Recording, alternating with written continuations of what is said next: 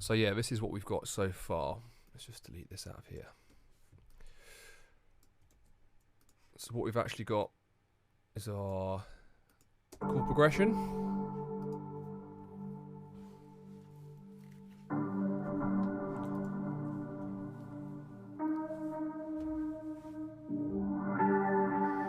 And this section here, didn't realise, but we've actually got the audio from the MIDI pitched up. So this is what you call a happy accident, because it actually sounds pretty nice. So maybe what we'll do with that is use that both last chord layers as well together. there, it actually sounds quite nice. Yeah, it did, didn't it? Yeah. So maybe if let's just duplicate this. Maybe duplicate the automation across as well. Yeah, I think we can do it anyway. Yeah. And should we drag this whole octave up element and have it playing at the same time? It will sound weird at the end, but with the chords, they're different. Let's give it. Let's run it. See what it sounds like.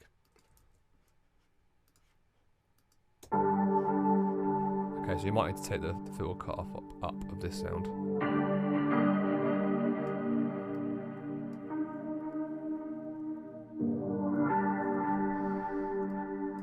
No, I think I quite like it actually. Like 8 bars of low, 8 bars of high. Yeah, go for it. Yeah. Because the melody actually varies a little bit as well. Yeah.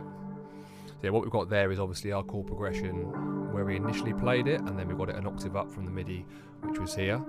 And we're just going to run those next to each other as a sequence. So we've got one 8 bar with the octave lower, and then one 8 bar with the octave higher, which just gives a bit more interesting character to the track. So that sounds pretty good. I think what we'll do now is get some pads going. Again, we can use the same MIDI that we've got saved. And we use various different sources for pads, but what we've been using quite a lot recently is Contact, which is the sample player from Native Instruments, and they're obviously a massive company, and they've invested a lot of resource into Contact, and some of the packs they have in there are very, very nice sounding for pianos and stuff like that as well, but also strangely experimental sounds. So which should we go for? Arcus is normally quite a good starting point. Yeah, so Arcus is like just sampled synth player, isn't it? It's like has it got string samples in there strings as well? in there. It's got like orchestral stuff in there. Yeah. So sometimes it can sound a bit cheesy, but some of their pads are really very good. So warm, airy vibrations. That sounds great, mate. Let's go for it. So on paper, this is the perfect sound for this tune. So let's see what happens. So we'll just drag the MIDI that we've used already for that main chord progression. Alt click lets you kind of drag things across without losing it from the original channel. Yeah. So let's run this. Oh, I'm not sure. So yeah, it's octave too low, I think. It's very breathy. It's very airy. Very breathy. Yeah.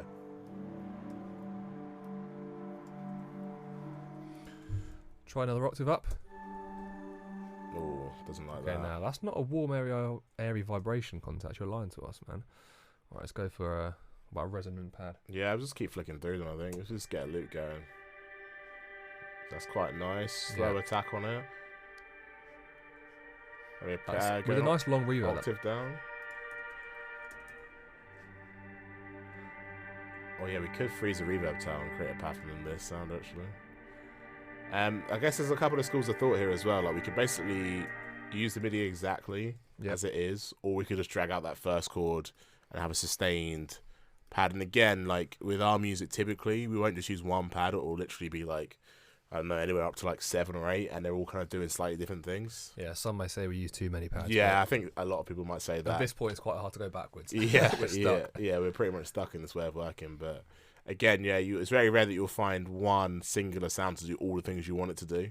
Yeah, for sure. And that just applies across the board.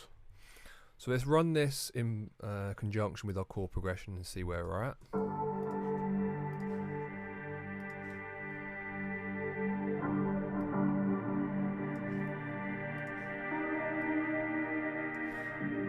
So the thing that stands out straight away is that's got quite a lot of high end to it versus our chord progression that's a bit more muted. So we'll just get our filter out again and just maybe knob some of that top end off.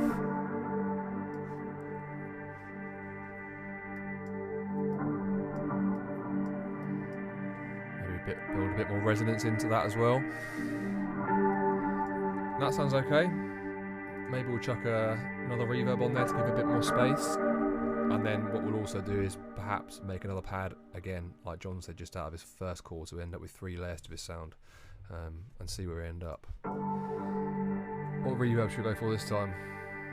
I mean, I'm always going to say Valhalla vintage verb, to be honest. Should we go Supermassive? Supermassive's a bit more, yeah, we can go Supermassive. I don't think it needs a massive reverb on it though. Yeah. I think it doesn't, yeah. Small. Because the original sample's got quite a lot of reverb on it already. Yeah.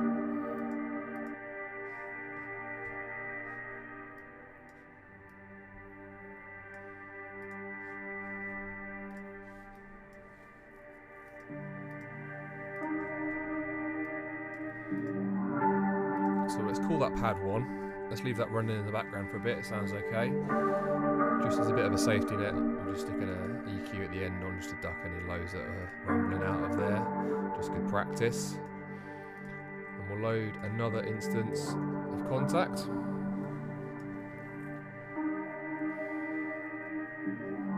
And this time, do you know what? I installed this file like the other day.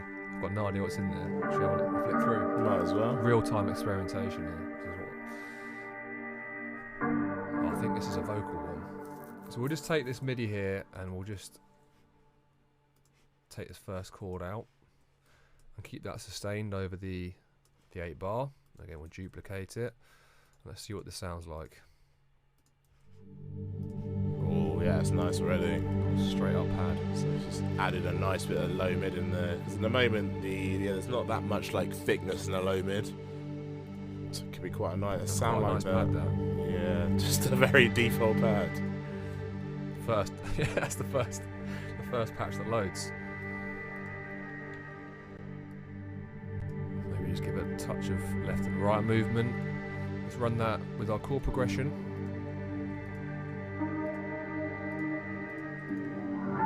Again, we'll group these up and call it a pad group, just to keep things tidy.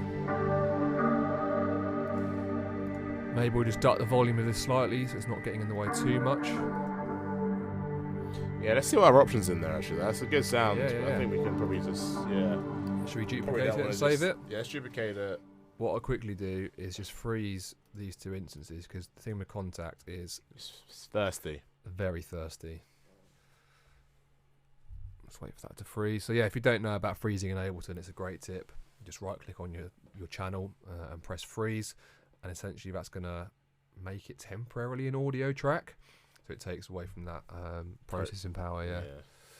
The one thing you can't do yet, which would, if Ableton ever sees this, or we'd just be able to freeze groups all at once. That would be amazing. Still waiting for that feature, but... yeah, come on Ableton. Yeah, I actually didn't know you could freeze multiple channels at the same time either. Right, so... Just learned something new there. Anytime, mate. So if you go to the drop down, there you go. Let's see what they've got. Atmosphere?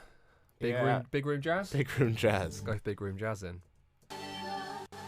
Okay, so it definitely is a vocal sample, isn't it? Yeah. I mean, maybe for another track that would work, but I think this one is a bit too... Yeah, maybe let's just stick to the pad section. Alright, let's just flick through a few of these then. Nice top end to that one. Yeah, I think something...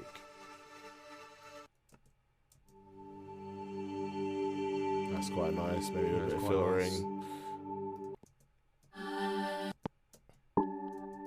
So yeah, this is obviously some sort of vocal pack, but oh, that's nice. Yeah, and it's yeah. I mean, it's when you're kind of cycling through these things, it's kind of obviously you want to have the track playing in context as well, so you can kind of hear what it sounds like against it. But yeah, sometimes things just catch your ear, like you just saw there.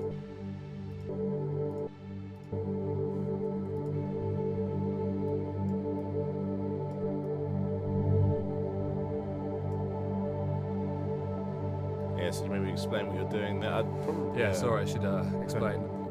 Yeah, obviously those two sounds are quite similar, and if they're both coming down the centre of the stereo field, they could be a bit clashy. So this number 9 here, 9 Contact, which is the first one we loaded, had that quite sort of nice high end to it.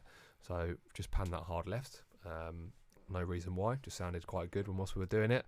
And we've kept this latest instance we've loaded more central because that had that quite nice low mid. So maybe play all these together. Let's see what it sounds like.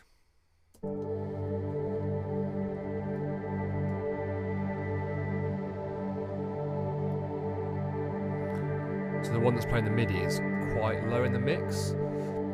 Sorry, the one that's playing the progression is quite low in the mix. So maybe we should bring these other two down a bit and let the one that's playing the MIDI breathe a bit more. I think that sounds quite nice. Yeah, I think, a little rebalance, that sounds good. Right, so now let's play it with the chord progression. And at this point, you hope it sounds good. Otherwise, you've wasted your time.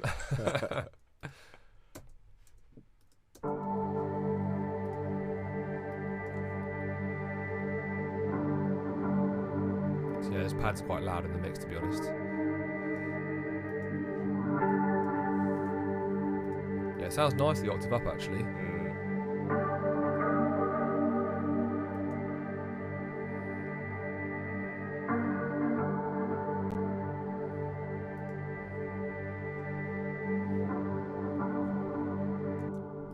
That's a pretty good starting point for this tune, to be honest. Yeah, me too.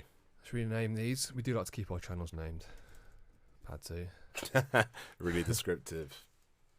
Pad 3. Not surprised. And I will just freeze this one just to save up some power. There we go.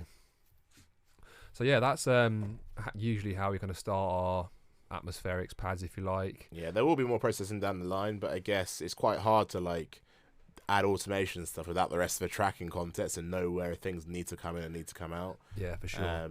So yeah, maybe at this point we might just start arranging it a little bit just to kind of get an idea of where things are going to come in. Yeah. And of course, add some more sounds because at the moment it's basically an ambient track. So that's it. This is people that make ambient music. This is it. This is where the tutorial ends, basically. If your drum and bass career fails, there you go, ambient. Yeah, just remove all the drums and the bass. But yeah, I guess we'll probably start making some drums next. Yeah, let's go for it.